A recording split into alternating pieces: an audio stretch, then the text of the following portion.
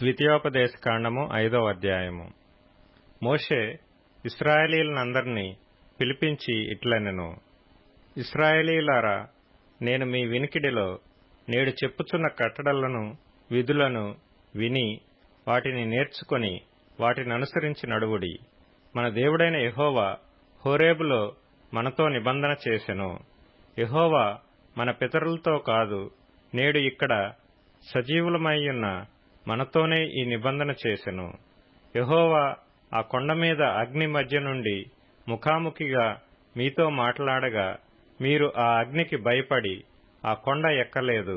గనుక యెహోవా మాట మీకు తెలియజేయుటకు నేను యెహోవాకును మీకును మధ్యను నిలిచియుండగా యెహోవా ఈలాగున సెలవిచ్చెను. దాసుల గృహమైన ఐగుప్తు దేశములో నుండి నిన్ను రప్పించిన నీ దేవుడనైన యెహోవాను నేనే. నేను తప్ప వేరొక దేవుడు నీకుండకూడదు. పైనున్న ఆకాశమందే గాని, క్రిందనున్న భూమి యందే గాని, భూమి క్రిందనున్న నీళ్లయందే గాని ఇండు దేని పోలికనైనను విగ్రహమును చేసికొనకూడదు. వాటికి నమస్కరింపకూడదు, వాటిని పూజింపకూడదు. నీ దేవుడనైన యెహోవాయగు నేను రోషము గల దేవుడను. నన్ను ద్వేషించు వారి విషయములో 3-4 తరముల వరకు తండ్రుల దోషమును కుమారుల మీదకి రప్పించుచు, నన్ను ప్రేమించి నా ఆజ్ఞలను గైకొను వారి విషయములో 1000 తరముల వరకు కరుణించువాడనై ఉన్నాను. నీ దేవుడైన యెహోవా నామమును వ్యర్థముగా ఉచ్చరింపకూడదు. యెహోవా తన నామమును వ్యర్థముగా ఉచ్చరించువానిని నిర్దోషిగా ఎంచడు. నీ దేవుడైన యెహోవా నీకాజ్ఞాపించినట్లు విశ్రాంతి దినమును పరిశుద్ధముగా ఆచరించుము. 6 దినములు నీవు కష్టపడి నీ పని అంతయు చేయవలెను. 7వ దినము నీ దేవుడైన యెహోవాకు విశ్రాంతి దినము. దానిలో నీవైనను, నీ కుమారుడైనను, నీ కుమార్తె అయినను, నీ దాసుడైనను, నీ దాసి అయినను, నీ ఎద్దైనను, నీ గాడిద అయినను, నీ పశువులలో ఏదైనను, నీ ఇండ్లలోనున్న పరదేశి అయినను ఏ పనియూ చేయకూడదు. ఎందుకంటే నీవలే నీ దాసుడును నీ దాసియును విశ్రమింపవలెను.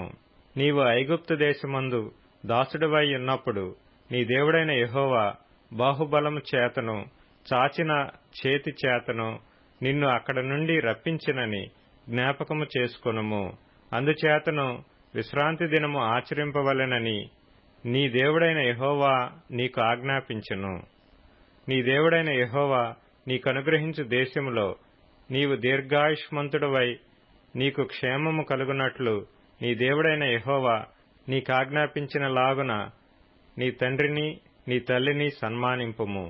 నరహత్య చేయకూడదు, వ్యభిచరింపకూడదు, దొంగిలకూడదు, నీ పొరుగువాని మీద అబద్ధ సాక్ష్యము పలకకూడదు, నీ పొరుగువాని భార్యను ఆశింపకూడదు, నీ పొరుగువాని ఇంటినైనను వాని పొలమునైనను వాని దాసునినైనను వాని దాసినినైనను వాని ఎద్దునైనను వాని గాడిదనైనను నీ పొరుగువానిదగు దేనినైనను ఆశింపకూడదు. ఈ మాటలను యెహోవా ఆ పర్వతము మీద అగ్ని మేఘ గాఢాంధకారముల మధ్య నుండి గొప్ప స్వరముతో మీ సమాజమంతటితో చెప్పి 2 రాతి పలకల మీద వాటిని వ్రాసి నాకిచ్చెను. ఆయన మరేమీయూ చెప్పలేదు.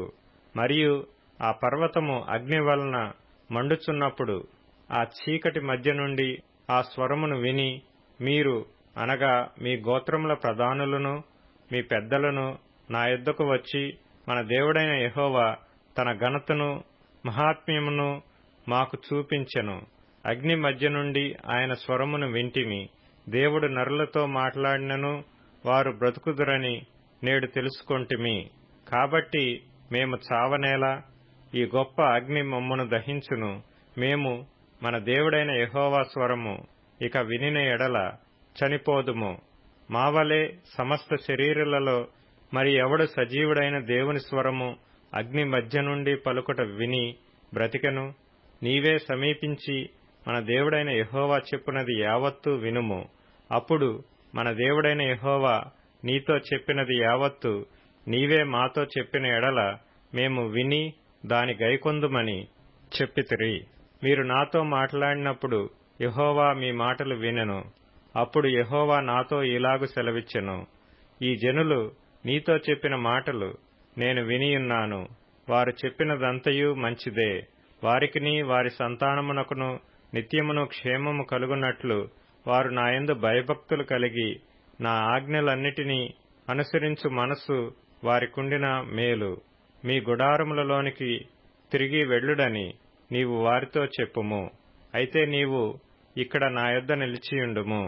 నీవు వారికి బోధింపవలసిన ధర్మమంతటినీ, అనగా కట్టడలను విధులను నేను నీతో చెప్పెదను.